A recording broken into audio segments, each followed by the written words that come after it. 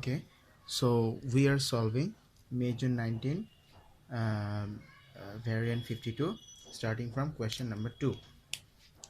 So in paper 5 we have we are tested at 3 points, like the first one is the planning, and the second one is the analysis, and the third one is the evaluation. Question number 2, from here it starts. Question number 2 usually deals with the analysis part. Okay, so here the question says an investigation is done to find the percentage of copper in the brass nail. Okay, so we have to find the percentage of copper in the brass nail. Okay, so what is being done? The brass nail is dissolved in concentrated nitric acid and the resulting solution is diluted with distilled water. Okay, so the brass solution is dissolved in nitric acid, to which then water is added. So these are the informations we have now got. Okay, till now. So copper 2 ions are formed in the reaction. Okay, so copper 2 ions are formed in the reaction. That means it may contain okay, so it's a brass, so it's an alloy, so it should contain copper in the metallic form, isn't it? So it seems like this one reaction, because this reaction contains copper metal. Okay,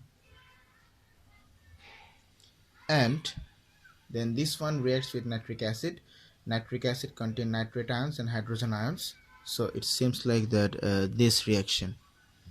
Okay, so here we have to write a balanced reaction between the brass nail and the nitric acid. So we are choosing these two equations. I'm telling you again, we are choosing this one because the question says that copper 2 ions are formed in the reaction. Copper 2 ions are formed in the reaction, which actually means that copper 2 ions are formed. Okay, and it was in brass, that means the copper was in metallic form. So copper 2 ion and copper metal, so it ends up in this reaction. Okay, so now let's see, we have to write a balanced reaction. So first of all, we have to determine that which reaction is which will be staying in the reduction form or which will be staying in the oxidation form. We have to select. Look at the electrode potential values. It's 0.34 and 0.81, or both of them are positive. So positive 0.81 is greater than positive 0.34. So this reaction is going to get reduced. That means it should stay in the reduction form, and this reaction is going to go in the oxidation form. Okay, so so we have to reverse this reaction. All right, and there are 2 electrons, but here is 1 electron. So 2 electrons, and I think you can see. So here there are 2 electrons, and here there is 1 electron, and we will be reversing this equation, and we have to multiply 2 with this equation to make the electron numbers equal, and then simply add up the reactants and the products.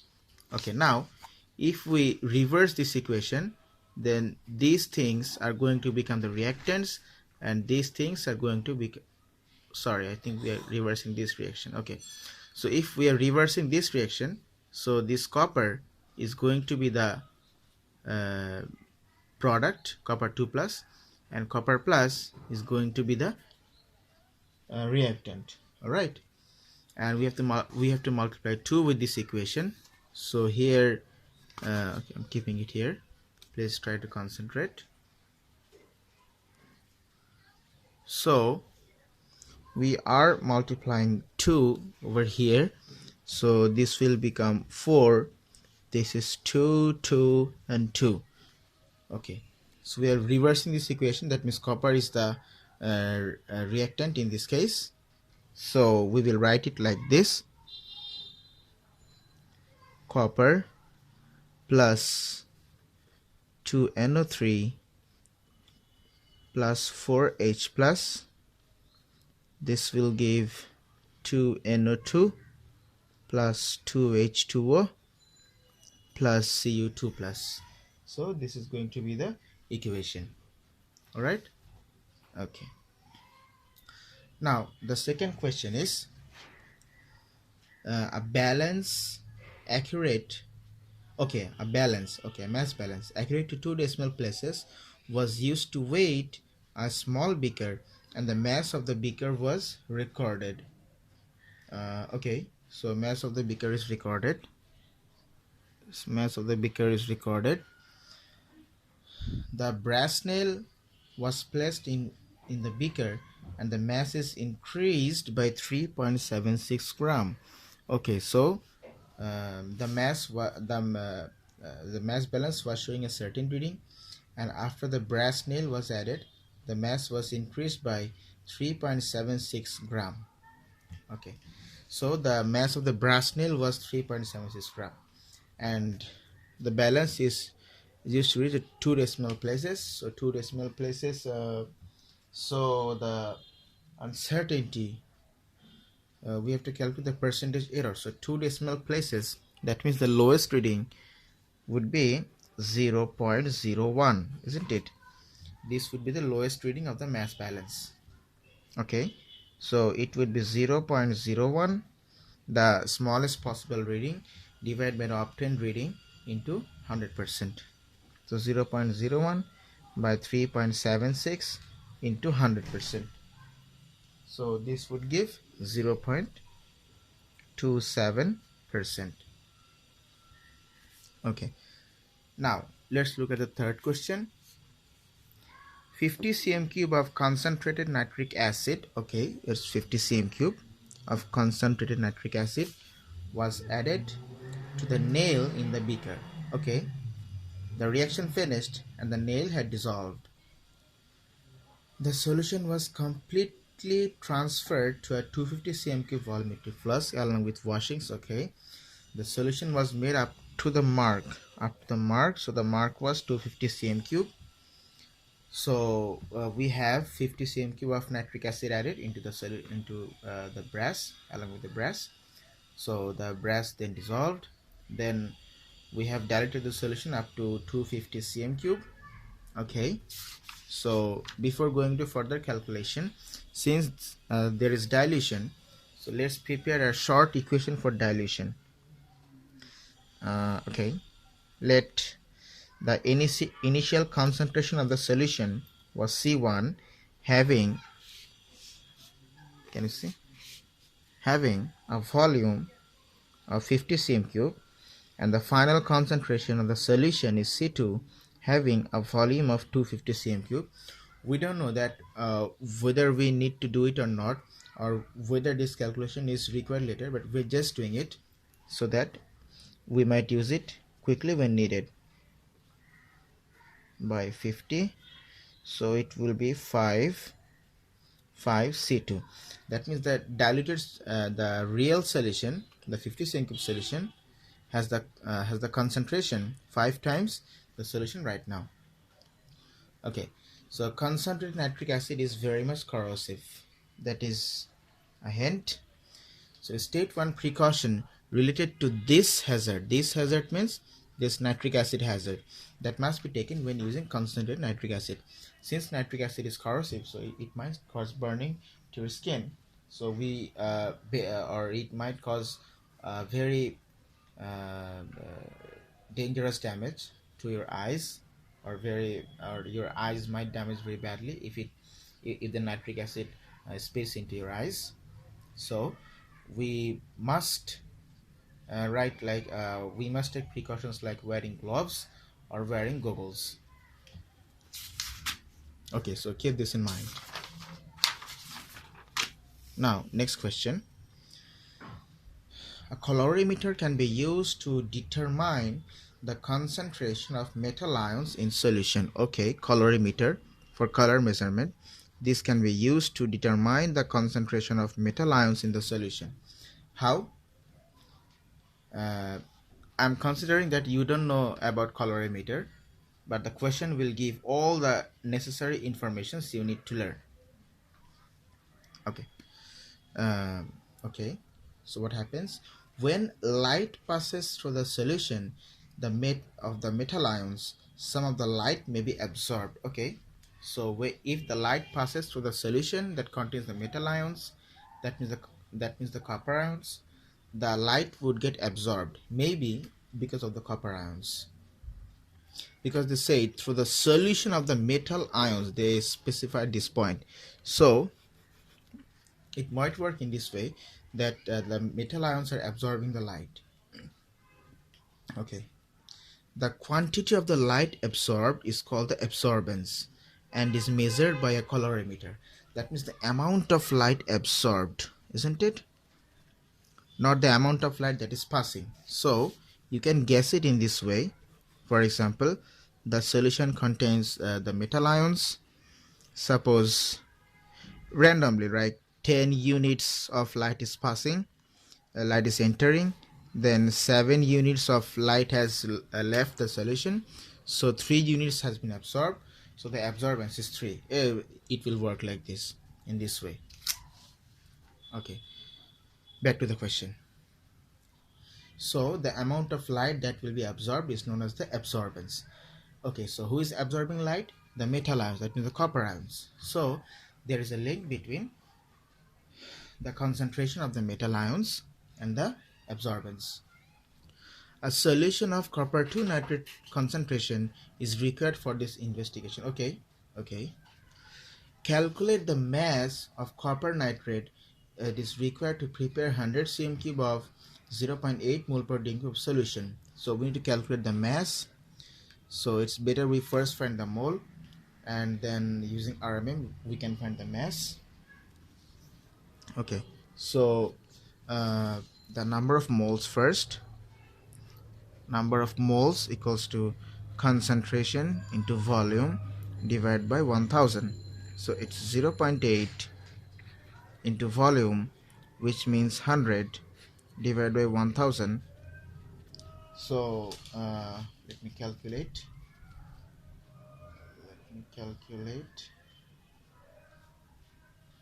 So we will get 0.08. Oh, right. Okay, the RMM of copper nitrate is 63.5 plus 14 plus 3 into 16 into 3. So this would give you 187.5. So we know mole equals to mass by molar mass, or RMM. So mass equals to mole into RMM. That means 0.08 into 187.5, which will give us 15.0 gram.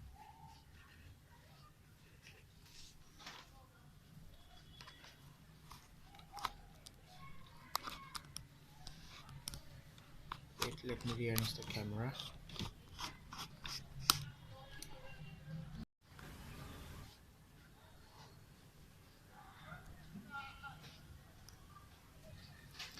Okay, so the camera is adjusted. So okay, let's see.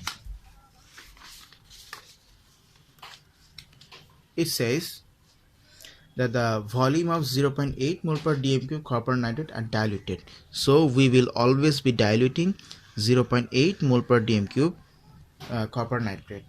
That means each time we are preparing different concentrations of copper nitrate, isn't it? We will be, every time we will be diluting the 0.8 mole per dm cube. Okay, so each time the total volume of solution has to be 20 cm cube. That means the copper nitrate you are taking, the 0.8 mole per dm cube, and water you are adding must give a total volume of 20 cm cube. Okay, so since we are doing dilution, so we must use the formula concentration initial into volume initial equals to concentration final into volume final. Concentration final means after dilution. So all these concentrations are the concentrations after dilution, and before dilution the concentration was 0.8 mole per dm cube. Okay, so we prepare a formula. Okay, so our final volume every time has to be 20. Our final volume every time has to be 20 cm cube. All right. Okay.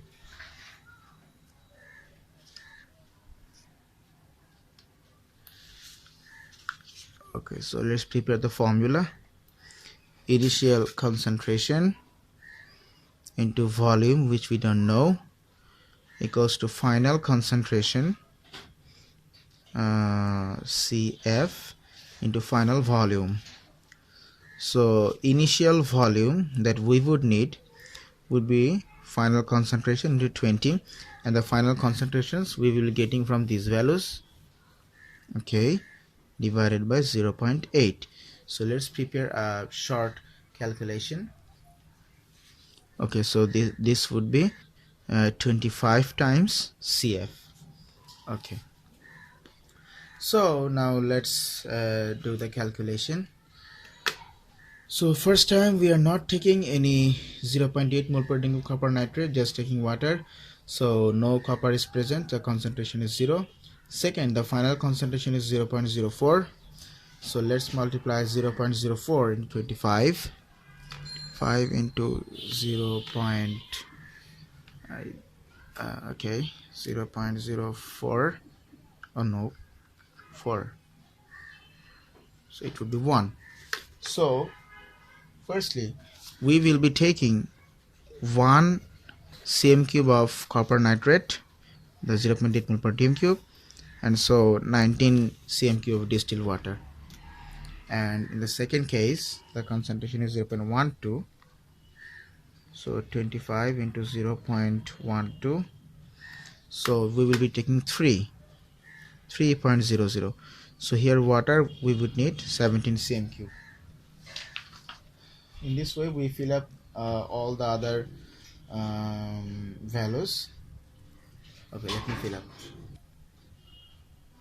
Hey, welcome back. So I have filled the table for you.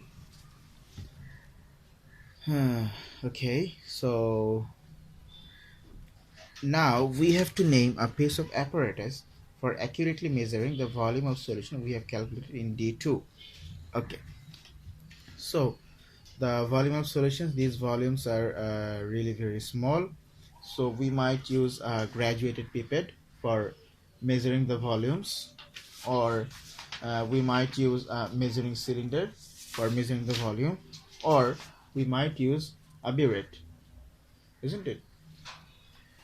A graduated pipette would also be better, but graduated pipette can measure up to 10 cm cube, and so we have here volumes like 15 cm cube, 12 cm cube, which is greater than 10. So we better not use the graduated pipette, we better use a burette. But if you write graduated pipette, that will also be a correct answer, no problem. Because for example, if it's 12 cm cube, first we will take 10, then we will take 2. It doesn't matter really. Okay, so now we have to plot a graph. A plot produced by comparing the absorbance of each solution with its concentration is referred to as the calibration graph. So here we are first making a calibration graph. Okay, so now I have got it. Let me tell what's going on. So we have some known concentrations, and we have measured their absorbance, that how much light they're absorbing, and from here we are plotting a graph, and maybe after this we will be giving a solution of unknown concentration.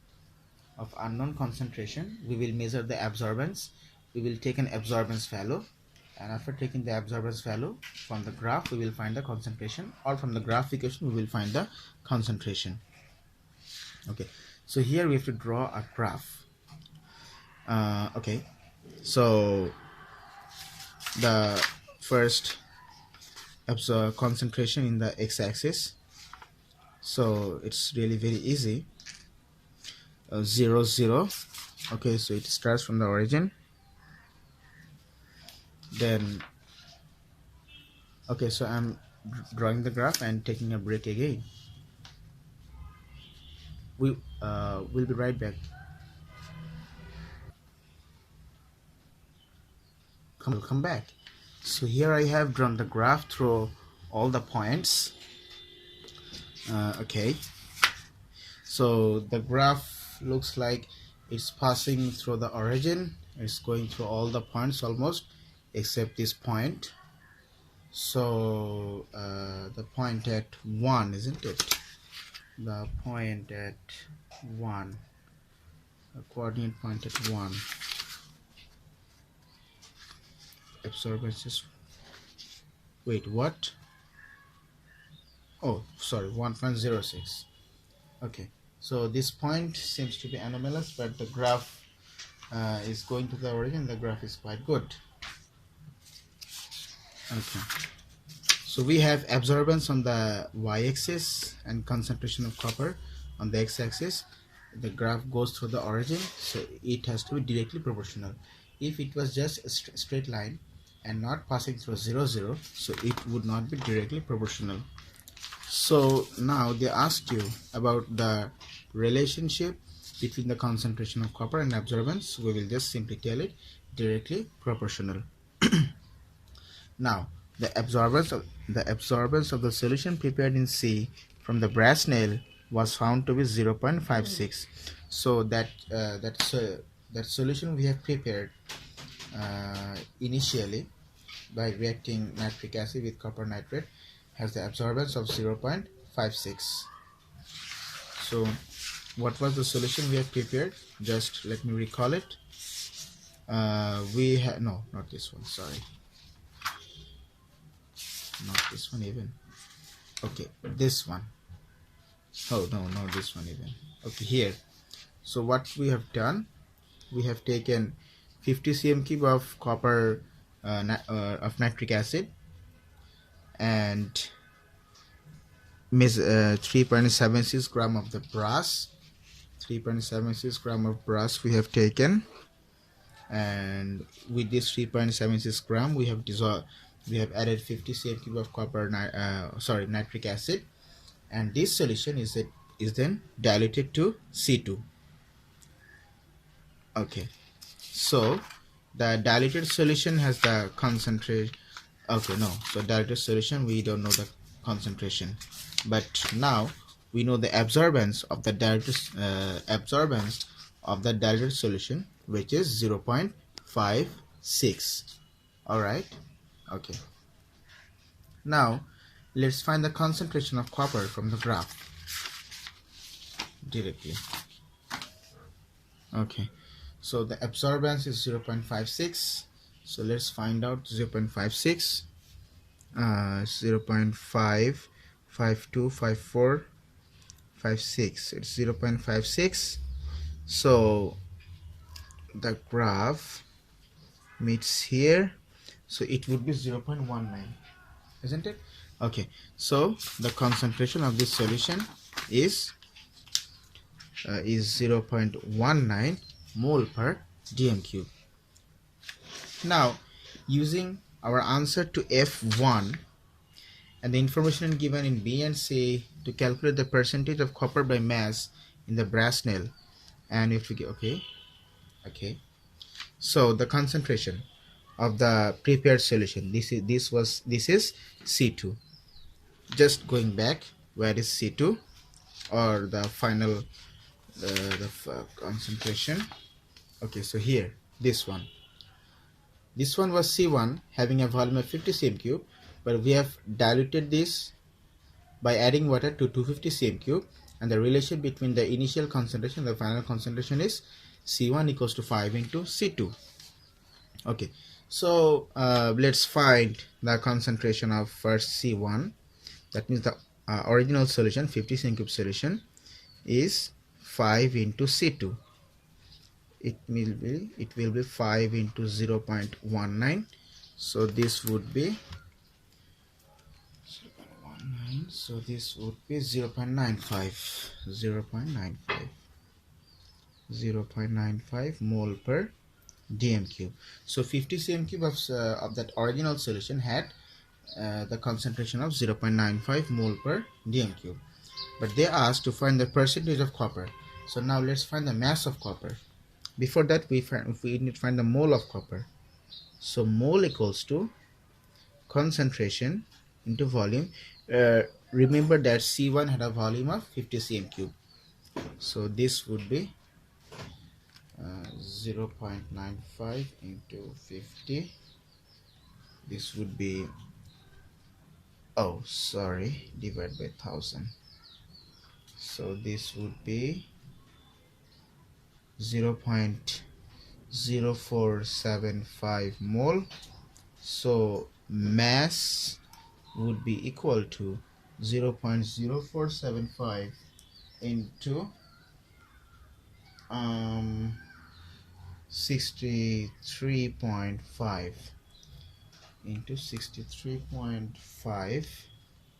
So this would be 3.01625 gram of copper is present. Okay, but the original mass of the brass was 3.76, isn't it? 3.76, remember.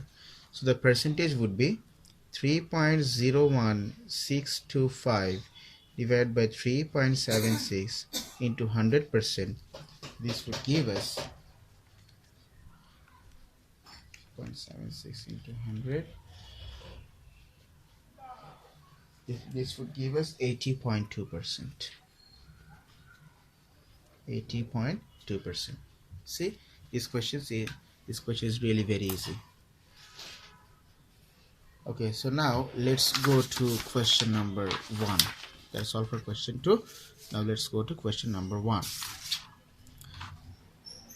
The basic thing is, while you are answering question number 2, don't be afraid. Just go through the informations and carry on the processing. You can do it. It's really very easy. Okay, student is provided with a sample of 6 metal carbonate ores known to be ores of metals of barium, calcium, copper, iron, lead, and zinc. Okay, so we have 1, 2, 3, 4, 5, and 6 metals.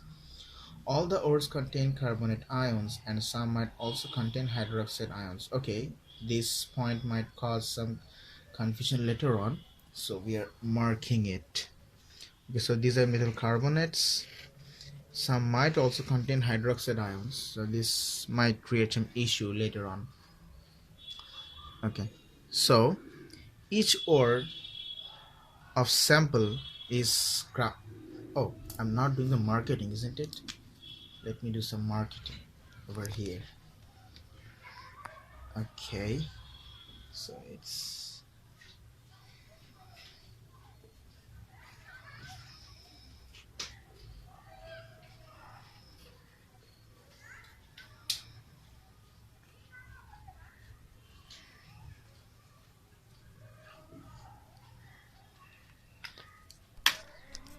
correct. Perfect. Okay,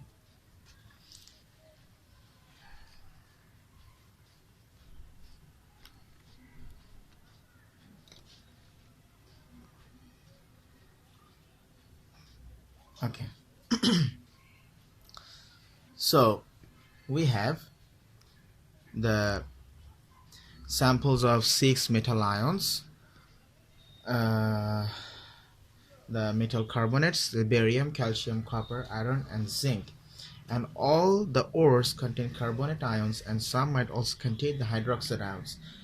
Okay, so might also contain, we're not sure about it, so this might create some confusion. Each ore sample is ground up. Ground up means it's grinded, that means crushed and broken into pieces, that in Bangla we call je bata ba pesha, isn't it?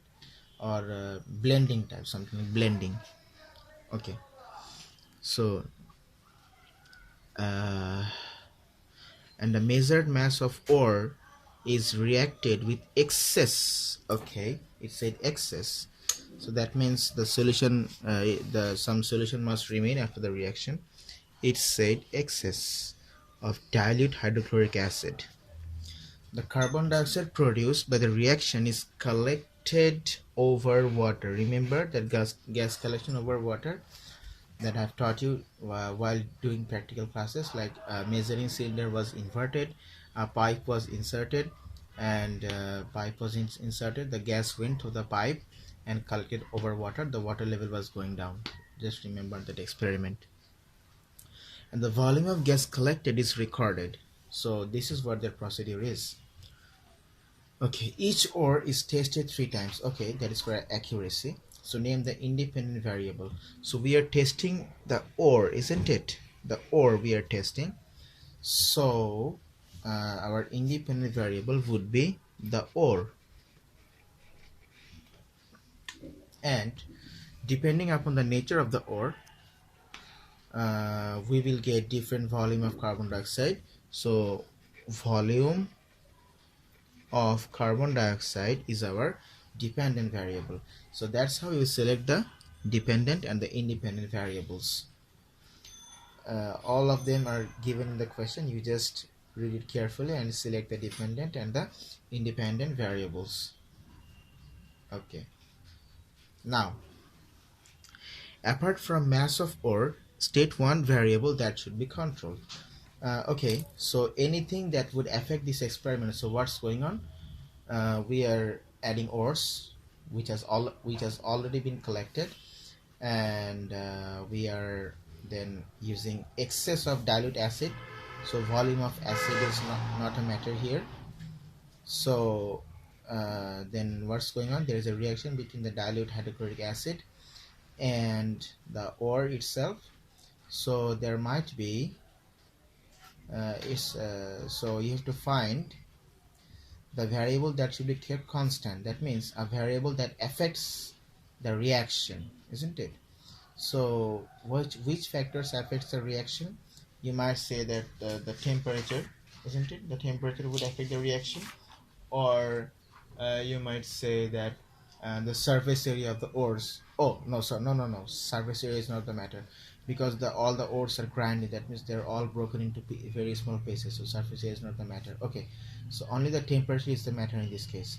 So mass of the ore has to be kept constant each time so that the moles can be compared, and we need to keep the temperature also constant. Okay, a student plans to collect carbon dioxide produced over water.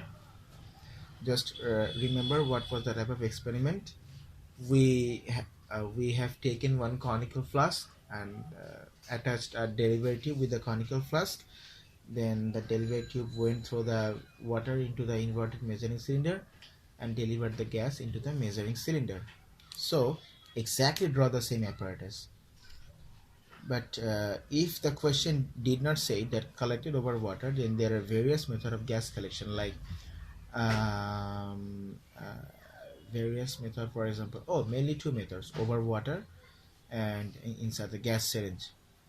Okay, and there are also sometimes some specifications that mixture of gas is emitted, but you need only one gas, like ammonia and carbon dioxide gas are all together emitted. But the question asks you, for example, only about carbon dioxide gas.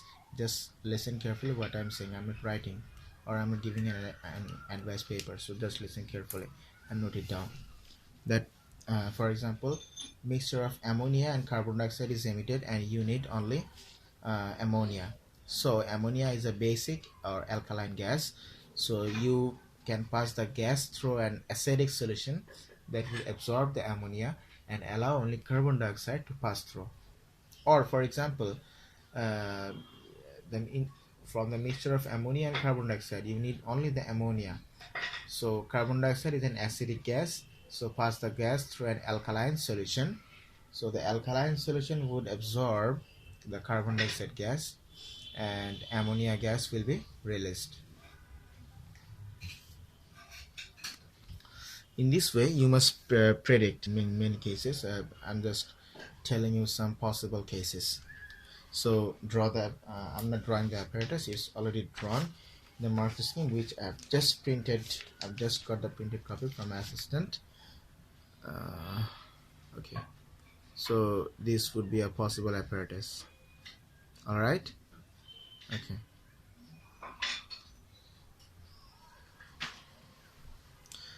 it will give you 3 marks. Okay, state. So now you have to state no, here. Oh, so you have to state one weakness in the procedure of collecting carbonation gas or water and suggest a change in the apparatus that could be made to avoid this problem. Okay, so carbon dioxide, like carbonated beverages in which carbon dioxide is forcefully dissolved in water.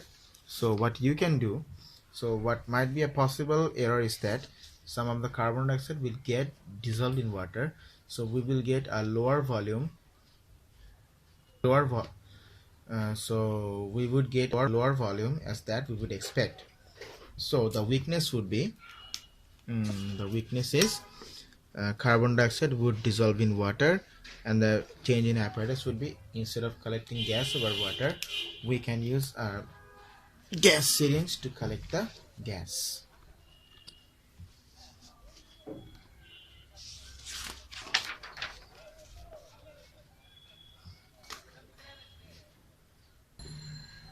Okay, now that question that initially we have marked that each ore is tested 3 times. Alright, that is the part we need to answer right now.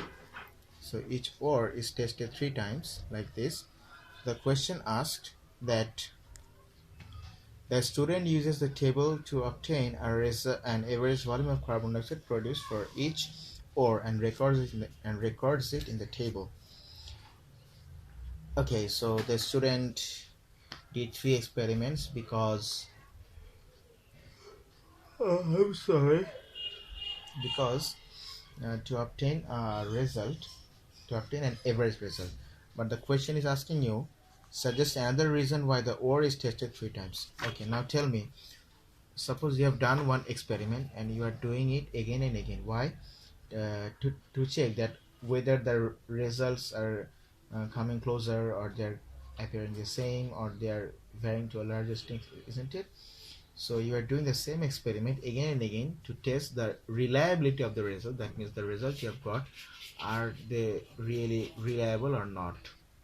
The results will be reliable if they are very, very close, and the results will be erroneous if there are large differences between the obtained values in the same experiment using the same mass and using the same compound. So what will be the another reason for testing each of the ore 3 times is because to check the reliability of the results. Okay, now C2. Okay,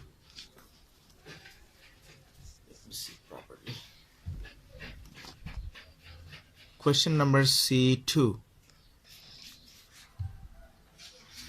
Question number C2 says the student made an error in processing the data to obtain an average volume of carbon dioxide produced for one of the ores. State the error made by the student and calculate the correct value. Okay, so in one of the ore, now let's look at the values. Okay, so this might be an erroneous value. I hope the iron 58, 68, 68, 55 and 70, 68, 55, 70, the average value is okay, so the average has to be calculated.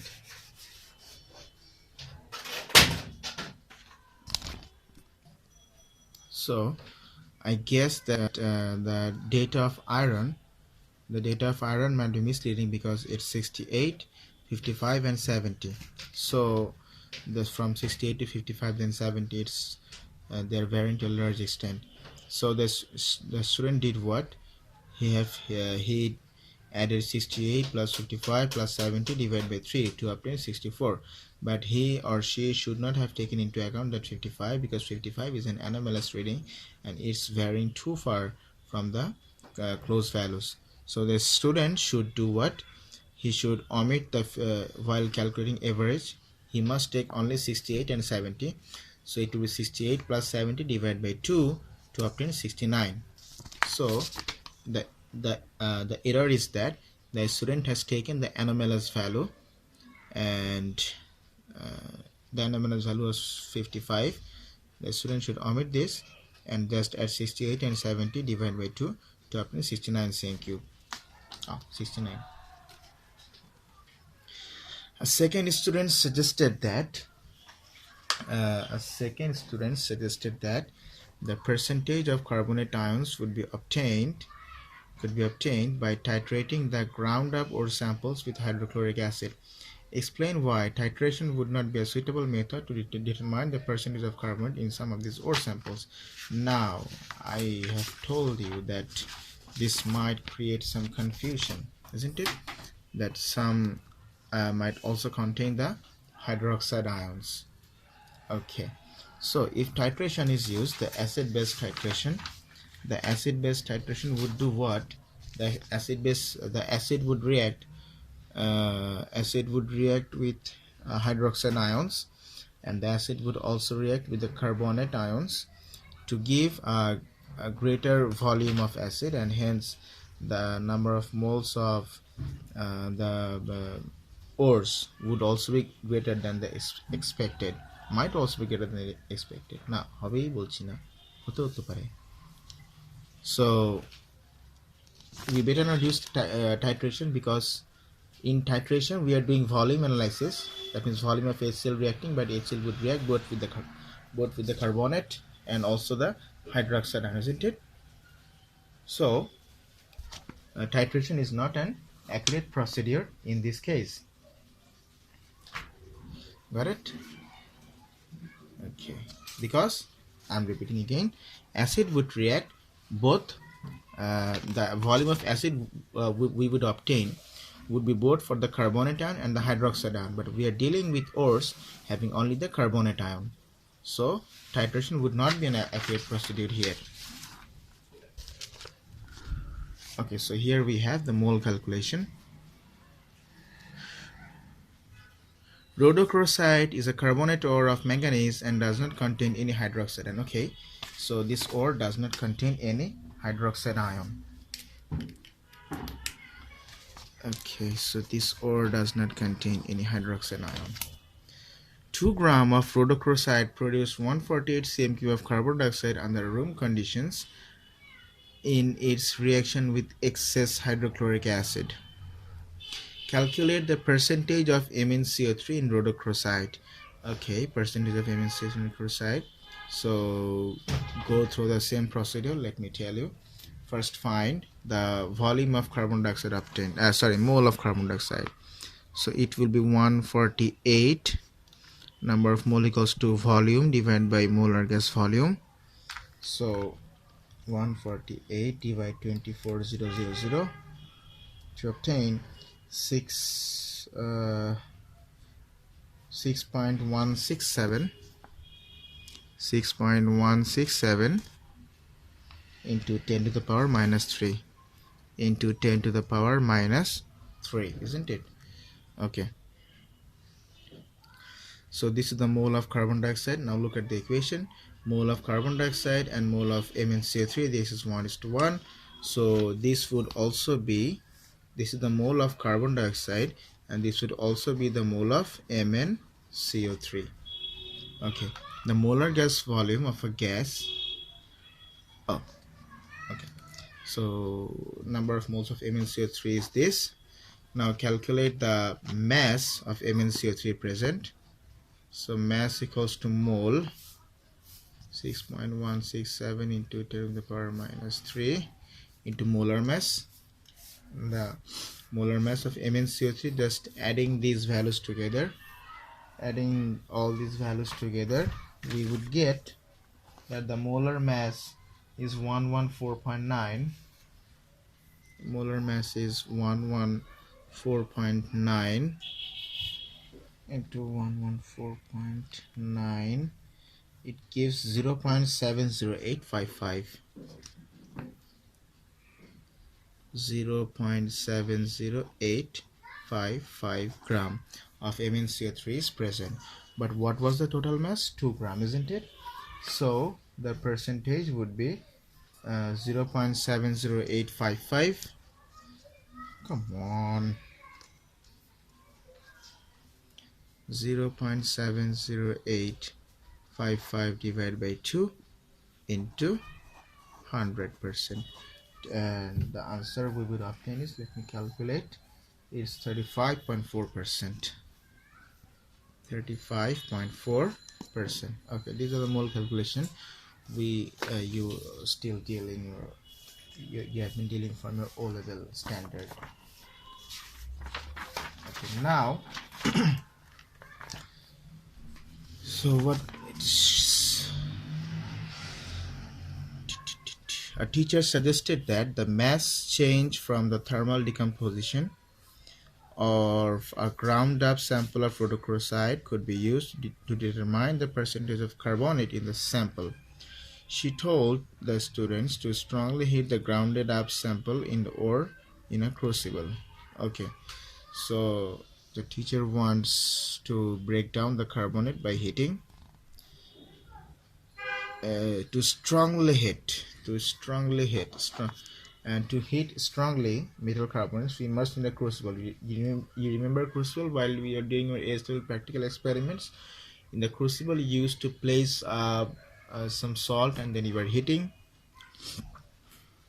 Okay, state measurements that the students could make to determine the percentage of manganese carbonate in the sample of rhodochrosite. So what he could do, he could first measure the mass of crucible first. Then after putting the solid inside it, he would measure the mass of crucible plus the solid, and then he would carry on heating. The mass of crucible plus the salt would decrease slowly and slowly because carbon dioxide is lost, and after a certain time, when no carbon dioxide will for no more carbon dioxide remains, the heating is stopped.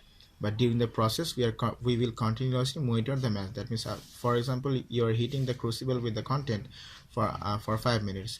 Just take away the crucible from the burner or the heater, then put it on the mass balance and record the reading, and then again heat for 5 minutes or 3 minutes. Now if you find that the mass before 5 minutes and after 5 minutes is constant, that means the reaction has already been finished.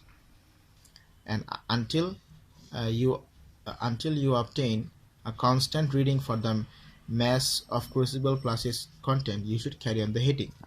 Okay, so question for 1 is the mass of crucible, and then the mass of crucible plus content before heating, and the mass of crucible plus content after heating, long heating. Okay, explain how the results can ensure that E2 are as accurate as possible. Okay, so that's what I've just said, that we have to heat the crucible along with its content and measure the mass each time. After a certain time, we will find that the mass is not decreasing anymore. The mass has become constant. That's what we have to say here, that the mass have to be constant. Okay, the students can ensure. He can ensure it by heating for a long time, by carrying on heating until a constant mass is obtained. Just go on for any description. So that's all for paper 5, May June 19, variant 52. We will be right back with October November 19 variant 52 very soon. Thank you.